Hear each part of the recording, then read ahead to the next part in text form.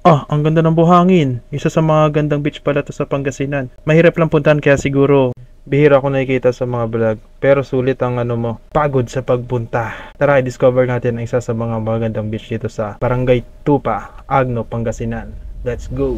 Simulan natin ang kwento dito sa pagtawid nyo sa tulay ng Agno. Mga ilang kilometro lang darating na kayo sa Barangay 2. Dito na magsisimula ang mga medyo biyak-biyak na daan. Okay pa yun okay pa yung kaya pa ng motor yun. Kaso pag papasok na kayo dun sa may Adventure pa more.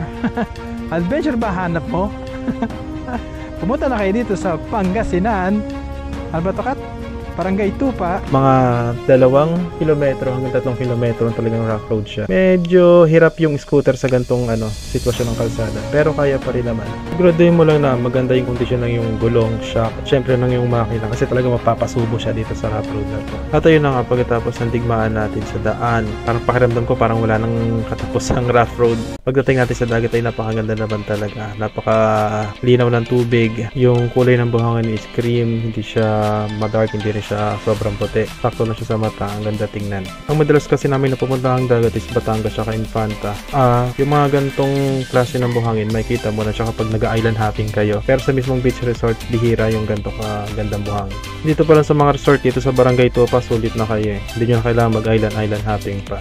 Pag-ingatan nyo lang o bantayan nyo yung mga anak nyo pag maliligo kasi medyo malakas yung alon, tapos mabato. Yung nakuha pala naming accommodation dito sa Villa Elpa is 2.5 per 22 hours. Tapos yung gusto mo yung malalaking room is nasa 6 plus yan. Kung gusto nyo pala mag-stay, ito yung contact number nila. Meron din sila sa FB. Check nyo na lang. Napakabait pala nung mga staff. Tapos very accommodating. Lalo na yung mag-asawa na caretaker ng resort. Hindi kayo pababayaan sa mga kailangan nyo. Ayun, book na. Enjoy!